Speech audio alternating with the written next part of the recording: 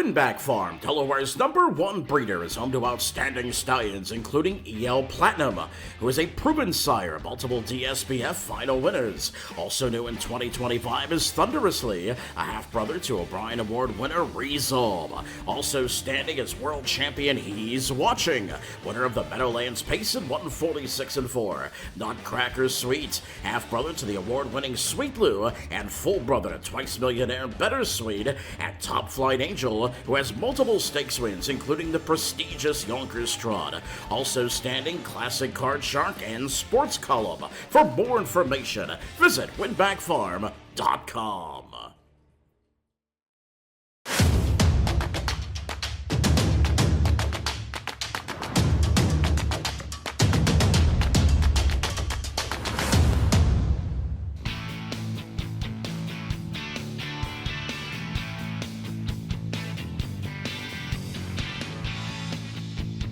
Here with George Ducharme, a New England Hall of Famer. George, this has to be several years you've been here in Florida. How many has it been? This will be our 9th year, so we're pretty happy coming down here and out of the cold. What do you think of the track this year? Track's much better. They did a better job resurfacing and better material, and it's really holding together really nice. You've had great weather as well. Yeah, the weather's been really good. A little chilly in January, but it's way better than it would have been if we stayed home.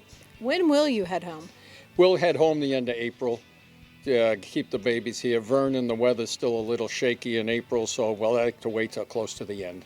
What does that look like when you have to put them on the trailer, they get off there? What kind of changes or adjustments do you have to make from this clay surface to where you are at home? The biggest thing is it takes the babies a couple of weeks to get used to the different foot and being back on stone dust instead of the clay. But other than that, the biggest adjustment is for us knowing we got to get ready for the grind of the summer. You're on the mile track here on the clay. Is there changes in equipment, shoeing, things like that? Biggest thing is to let them get used to the footing, and then you might have to tinker with the shoeing. The equipment's pretty much the same. While you're here in Spring Garden Ranch, you get to be around horsemen that are your friends. You get to watch how people do it. There's a certain camaraderie here at the ranch. That has to add to the enjoyment of being able to train horses. Absolutely. Everyone's the same group of guys just about every year. We all get along, we joke around, have a good time. We go golfing once a week. It's just really a good group, and it's a way to relax a little after the grind of the summer. Well, we're asking a couple different guys here to talk about their 2-year-olds. Whose 2-year-olds outside of your stable have impressed you this year? I think Mike Wilder's horses have looked very good this year, and Brian always has a handful that look really nice too. So really the whole group of guys, everyone seems pretty happy so far. We mentioned earlier about speeding tickets. Chuck Sylvester is famous for handing out speeding tickets. Have you got any speeding tickets yet? Not yet, but I haven't seen him since I trained yesterday, so I'm sure he'll be looking for me if I know him. Let's talk about some of the ones that you trained yesterday, starting off with False Dogma, a Captain Corey first crop $20,000 yearling purchase at Harrisburg. Yeah, I bought him. I looked at him. I looked at probably a couple hundred horses total. And I was looking for something for myself, just to, if I could find one in my price range, never expecting it would have been him. And when he fell at 20, I bid on him, was lucky enough to get him. I see you at the horse sales at Lexington and Harrisburg, and you are one of the guys that is walking around inspecting a large number of yearlings. I like to look at a lot. I mean, I'm obviously only buying a handful, but if you don't look at them, you never know what they're going to bring, and you just try to pay attention and see what you can find that falls through the cracks. In the years past, how many times have you seen one that you looked at that you realized was going way under the price range, bought it, and then had it turn out to be one of your best? Oh, that's happened a couple times. Not as often as you would like, but I mean, I've really been lucky that way and bought horses reasonable prices and done very good with them. Moving on to Makeittothebell, a Chapter 7 filly, $65,000 purchase at Lexington. Yeah, she was a filly that Steve Farrell and his wife Fran were looking for a couple Chapter 7s, and she fell into the price range that they were looking for, and I liked the filly the way she was made, so we got lucky, and I thought that was a really nice price for her.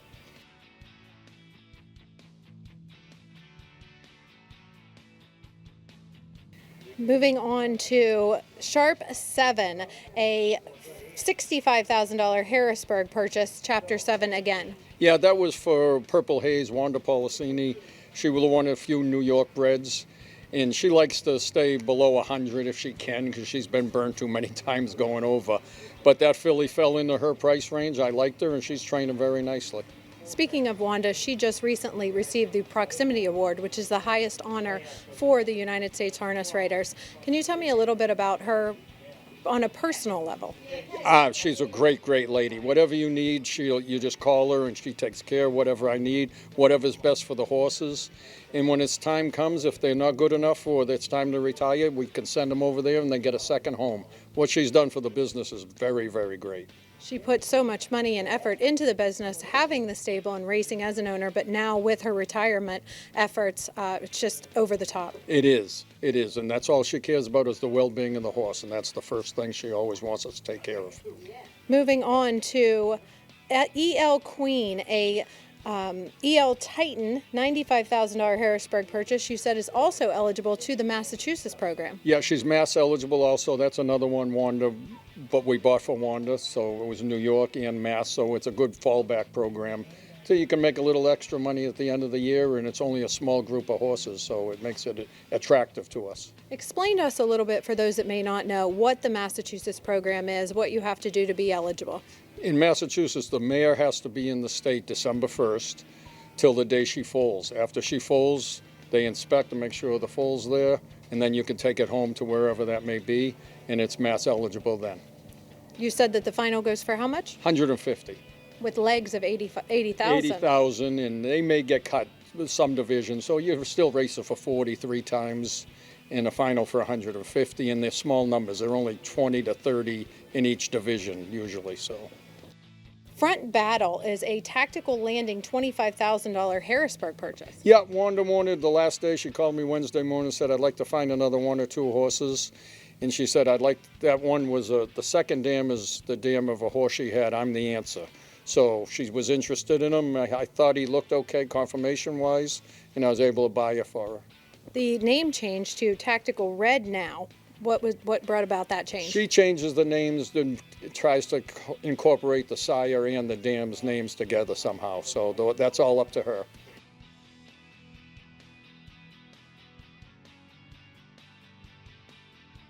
Navigator 1, a Walner colt, comes to you from connections that you've had for several years and been quite successful with. Yes, that horse is owned by Al Ross, who was one of the initial investors in Plain Ridge when the got reopened.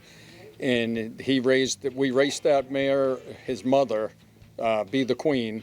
We bought her as a yearling and raced her, and she made about $250,000, I think. Now he bred her, he owned piece of royalty for life also. So she's had royalty for life that were just so-so, and this is the first time he bred her to Walner, and the colt's acting very nice. You do have owners that have been with you for so many years, and a group of amazing people. What does it mean to have that kind of support year after year? Oh, it's great. I couldn't imagine not having that support and people behind me, and I try to do them right, and we've had some decent horses along the way, and it's worked out good. And they're confident in the ability I'm given and the chances I'm giving their horses, and I really appreciate all that. It has to be pressure because you're the one picking out, and they put their money behind you. It is, but if I didn't like it, I wouldn't have been doing this for the last 45 years anyway, so I really enjoy it, and the yearling thing is all what it's about for me. You have a lot of youth come in that you teach and have as your trainers and caretakers. That gives back to the sport so much. What are the things that you try to instill in them to know going forward? What are the hard and fast rules of being a horseman? I just think, man, the people I get, I'd like to go over. I want to see any blemish on them. Tell me about it. I'll take care of it or see if it's anything and let you know. But just keep me advised of what is going on. And the people I've had have been with me for years, and it's really worked out good, and I try to make sure I take care of them. How many horses do you have in training this winter? This winter we have 31, which is a few down from its bend, but that's really a better number for us because of the help situation, and they've let everyone try to unwind a little during the winter time because once we start traveling, it's a lot on everybody. George, what is the breakdown of pacers versus trotters? I have 6 pacers here right now, and most of those are Mass eligible. That's why I ended up with them because I really prefer the trotters myself. But there was an opportunity to get on the pacing side in Massachusetts, plus whatever other state they're eligible to, so we've done okay trying it that way also.